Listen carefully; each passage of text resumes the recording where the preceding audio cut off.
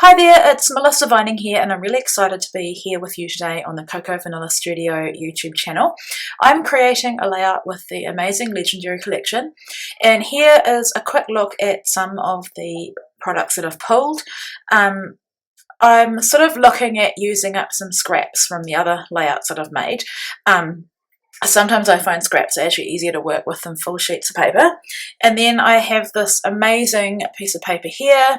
And what I've done is off camera I have hand stitched with backstitch in white thread, and I've used 6 skeins of the thread, and I have stitched a snowflake.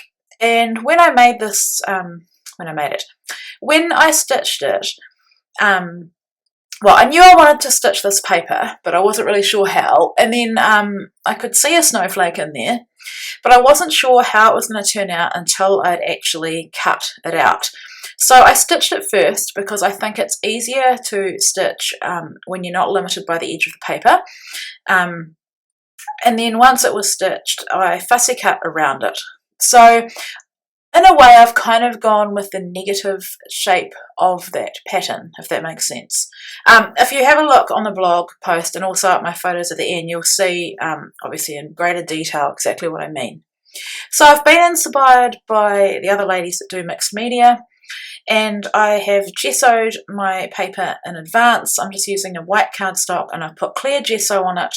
And here I'm doing the packaging technique with some Lindy's Stamp Gang, or Lindy's Gang Magicals. I can't remember the colour, but it's a blue colour.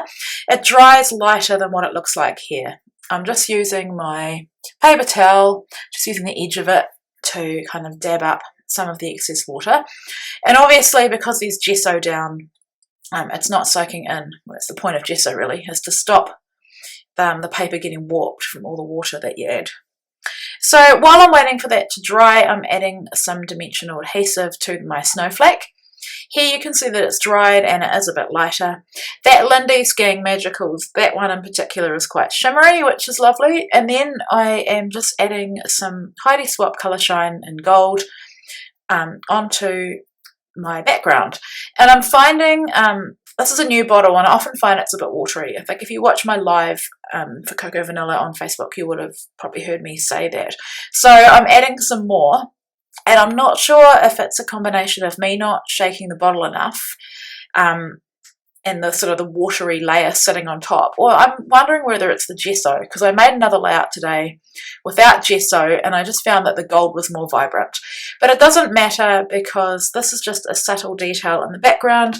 I'm really wanting the focus to be on that snowflake and obviously my photos. So I've just added some white shimmery, I can't remember the name of the brand, but just some white mist as well, or ink. And it's very, very subtle. You can hardly see it, but I just think it adds to that sort of wintry look that I'm going for.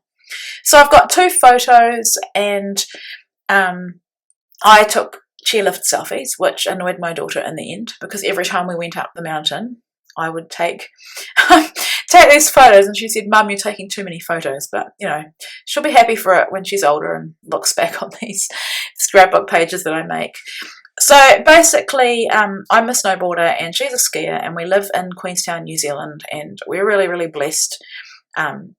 They do school skiing. I don't know if they're going to do it this year, but they have been doing school skiing, and my son would normally come with us as well, but he had hurt his knee, and so basically I had a season's pass and Azaria had a season's pass, and we just went up a lot of Saturday afternoons in the second half of the ski season. The first half was not good. It was mostly man-made snow, and then the snow came sort of around July, August, and then the rest of the season was really good. So we had some really awesome times together, and yeah, I'm the mum that has to take photos because I want the memories documented, and I want us to look back on this in the future, I guess, and remember.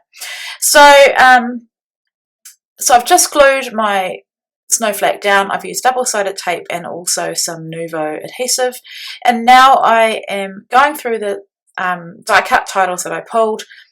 I didn't know what my title was going to be, so it was just a case of playing around. I thought about calling it Cool Fun, right, with a play on the word cool, because it was pretty freezing up there, but in the end I've decided to go with Hello Adventure.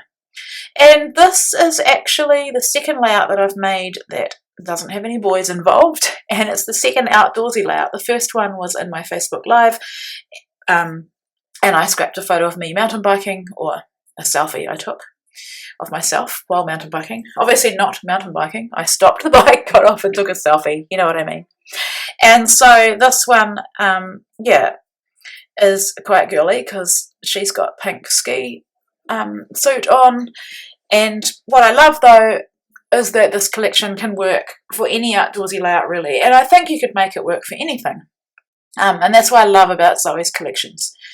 So here I'm having to add more foam to the back of this just to lift it up, because I have got the obviously I've lifted up the snowflake and I've also lifted up the photos, so I'm having to add this as well, just to make it lift up.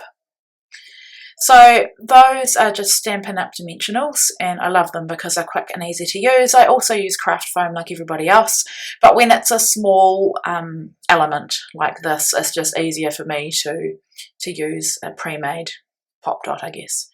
So then I did think about calling it Cool Adventure or Love Adventure, but I've decided to go with Hello Adventure.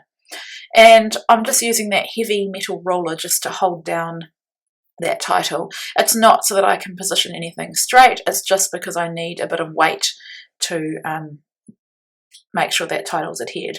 And I do find that if you're gluing onto gesso and mixed media, you do have to add a bit of liquid adhesive.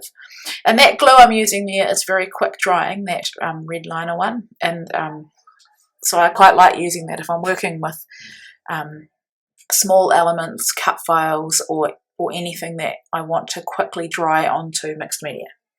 So then when I looked at this, and I guess the position of my mixed media has determined where I have placed my elements, I thought that it was a bit unbalanced because I had that all those elements positioned probably above center. So I needed something to go on the bottom of the page, and I love this cut apart strip from the cut apart sheet. And so what I did was I wanted to make this look like mountains. Now I'm aware that obviously there's no peak, so you're not going to be able to, well, I suppose because I think about Coronet Peak and I think about Remarkables, which is our other ski field here in Queenstown, and I think of them as being peaks. And this does not look like a type of mountain that you could snowboard on. But anyway, it doesn't matter. I didn't want to have a peak on that paper because then I think it would draw attention away from the photos. So I just love that pattern on that paper. I wish it was a whole sheet. But I'm so glad I've used it, and it kind of looks like mountains too, like the light and shade that you might see on mountains. So then I don't need to add too much embellishment because I've got a lot going on, I guess, with the stitching. I wanted that to be the main feature, the snowflake, and obviously the photos. So I'm just adding a couple of stickers. One of them is a phrase sticker, and I think it says Adventurous Spirit. And then I'm just tucking this little ticket. It says limited edition. I've just roughed up the edge, or distressed the edge with my edge distressor. And I've just added some of those gorgeous clear stickers, which I absolutely love. Just add a bit of whimsy. And here I'm adding my journaling. I do not recommend writing on gesso. Luckily this pen is inky and could handle it, but if I'd used one of my sort of ballpoint pens, it wouldn't have handled it at all. So in retrospect I probably wouldn't have done this, but I wasn't really sure how else to add my journaling. But that's my final page. I hope you've enjoyed my process. Yeah, I'll definitely be sharing some more videos of my layouts, etc. on this channel. So yeah, thank you so much for watching, and I'll be back again later in the month. Take care.